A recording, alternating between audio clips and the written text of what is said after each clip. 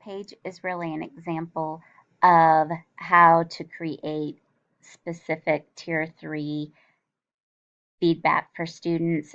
This happened to be during our STAR boot camp, so we kind of did grading a little bit differently.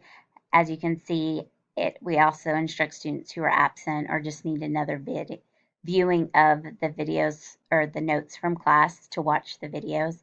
I just use my Ladybug in my classroom, my document camera, to record these with my laptop.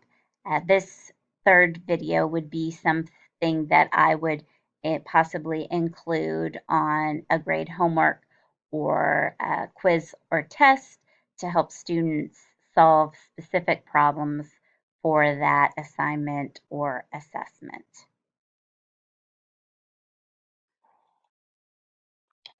All right, for the last part of today's assignment, you have the slope-intercept form. This is the color by number activity.